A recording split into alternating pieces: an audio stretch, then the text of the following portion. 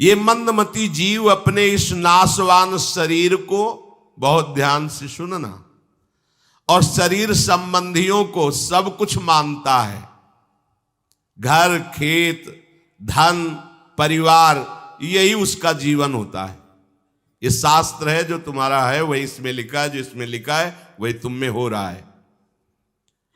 इस संसार में ये जीव जिस योनि में जन्म लेता है, इसका स्वभाव है उसी में वो जीना चाहता है, आनंद मानने लगता है। चाहे जितनी घृणित योनि हो, वो उसी में सुखी रहता है।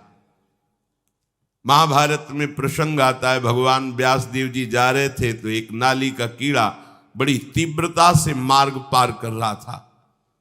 रोका और कहा, क्यों इतनी शीघ्रता से तुम? तो बोले, देखो ये घर घर करती हुई बैलगाड़ी आ रही, ये हमारे ऊपर चढ़ जाएगी, मैं मर जाऊंगा। अरे बोले, तेरा इतना घृणित शरीर है, नाली में कीड़ा बन के रहता, मर जाएगा, योनि बदल जाएगी। तो बोले, महाराज तुम्हें जितना ये व्यास शरीर प्रिय है, उतने मुझे कीड़े का शरीर प्रिय है। बड़ा प्रसंग है उसमें। ये जीव जिस जिस योनि में जाता है उसी में आनंद मानने लगता है। ये भगवान की माया से ऐसा मोहित हो रहा है कि ऐसे कर्म करता है जिससे नरक भोगना पड़े और नारकी योनियों में जाए, और वहां विष्ठादि कुंडों में, मवाद के, पीप के कुंड, विष्ठा के कुंड में डाला जाता है, फिर उन्हीं का कीड़ा बनाकर यहां भेजा जाता है। हम ही तुम हैं, दूसरा कोई नहीं है। अब वो उन कीड़े की योनि को भी नहीं छोड़ना चाहता, वहां भी आसक्त होकर सुख मानता है। जैसे नृसिंह भगवान ने प्रहलाद जी को कहा कि तुम चाहते हो संसार का उद्धार हो जाए, लाओ तुम किसी को भी लिवा लो, मैं सीधे बैकुंठ ले जाऊंगा। जिससे बात करते तो कोई सीधे बैकुंठ जाने के लिए तैयार नहीं हुआ। कोई कहता कुछ समय दे दो, जो थोड़ा भावुक होते थे। कोई कहता क्या करेंगे बैकुंठ जाके, बेटी का ब्याह है, बेटा ऐसा ऐसा। कोई एक भी तैयार नहीं हुआ। गांव के बाहर निकले तो सुकरी विष्ठा खा रही थी। बोले, इससे ज्यादा दुख किसको होगा। सुकरी से कहा, भगवान प्रकट हुए, कह रहे हैं धाम चलो, चल बैकुंठ। तो बोले, मिलेगा विष्ठा? बोले, बैकुंठ में तो नहीं मिलेगा। बोले, नहीं जाना बैकुंठ। वो विष्ठा में इतना सुखी कि बैकुंठ जाने के लिए तैयार नहीं है। विष्ठा आदि भोगों में ही वो सुख मान लेता है, छोड़ना नहीं चाहता। ये मूर्ख अपने शरीर को, स्त्री, पुत्र, गृह, पशु, धन, बंधु बांधवों को इतना प्यार कर लेता है कि उसे लगता है कि बस ये सब हमारे समीप रहे, इससे बड़ा भाग्य मेरा और कोई नहीं हो सकता। अब इनके पालन पोषण की चिंता में इसका हृदय जलता रहता है। दुर्वासना से दूषित हृदय होने के कारण इसके हृदय में ज्ञान नहीं होता। परिवार का पोषण करने के लिए पाप करने लगता है, मनमानी आचरण, जैसे धन आवे वैसे। ध्यान रखना, यदि आपने किसी निर्दोष को दंड विधान किया है किसी पदवी पे बैठ के, या किसी असहाय असमर्थ को अपने बल के द्वारा रौंद करके तुमने धन लिया है, या छल कपट हिंसा के द्वारा तुमने धन लिया है, तो किसी दूसरे की जरूरत नहीं तुम्हारा नाश करने के लिए, वो धन ही पर्याप्त है। जो धन तुमने लिया है, तुम्हें किसी दूसरे दुश्मन की जरूरत नहीं, वो धन ही तुम्हारा सर्वनाश कर देगा। देख लेना, देख लेना, खुद अनुभव कर लेना। इसी जीवन में तुम्हें अनुभव होगा कि मैंने बहुत गलत किया है।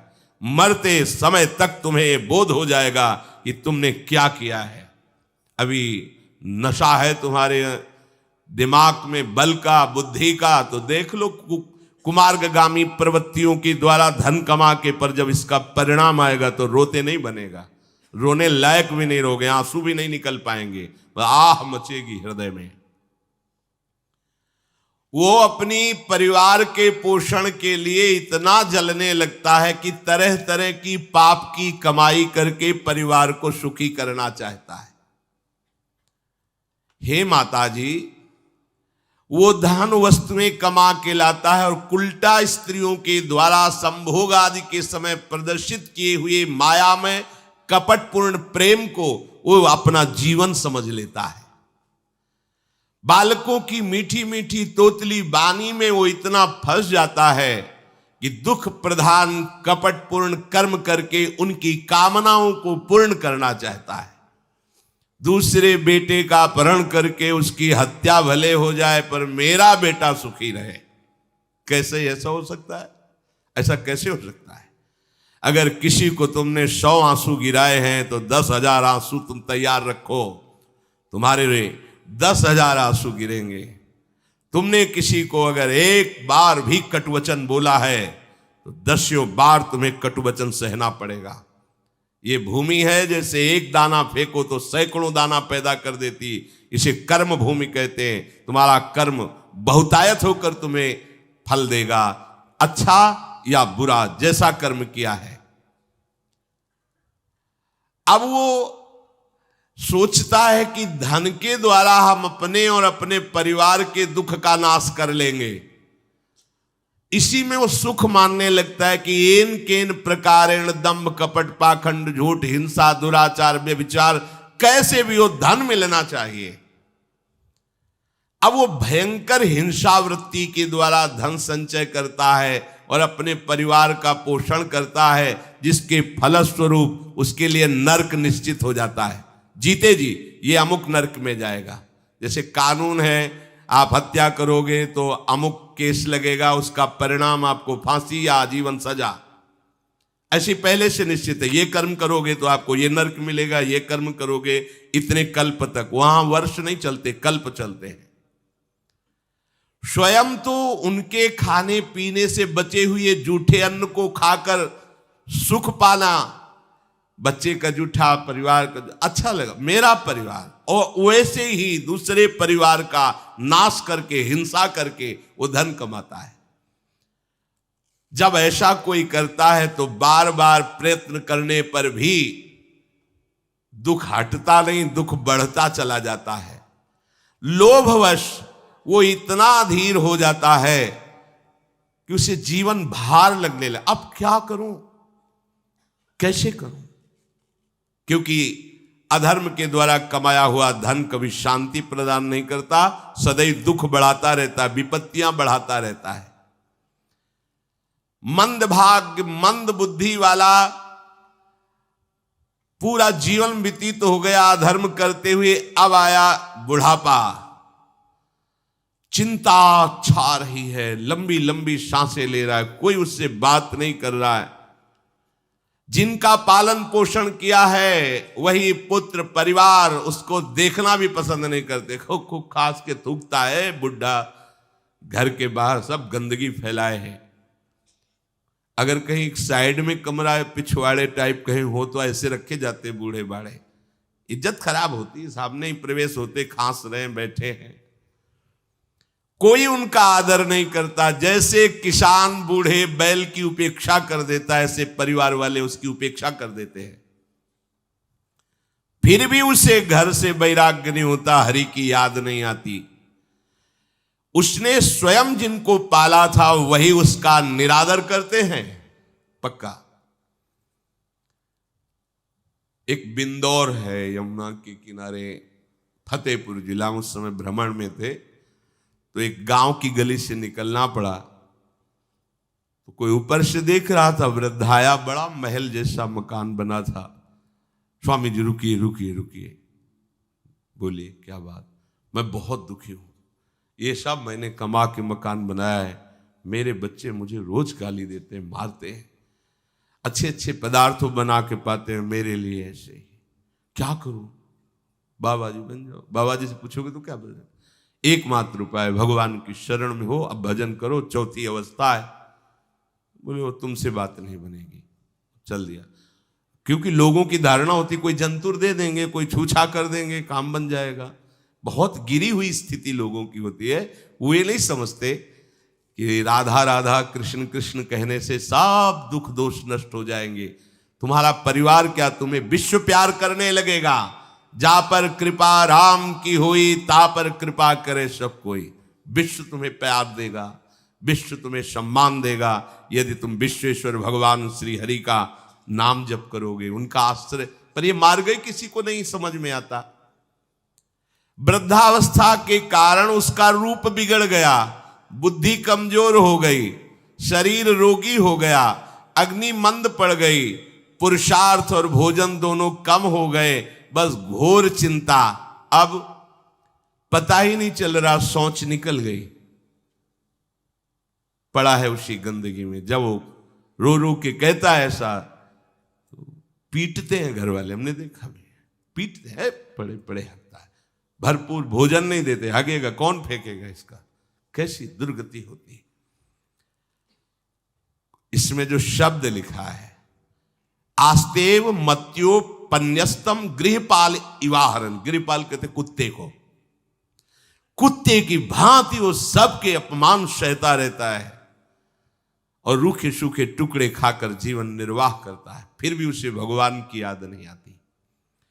मृत्यु का समय जब निकट आता है तो वायु उत्क्रमण से इसकी पुतलियां चढ़ जाती हैं, श्वास प्रश्वास की नलिकाओं में वायु आना जाना रुक जाता है, कफ भर जाता है।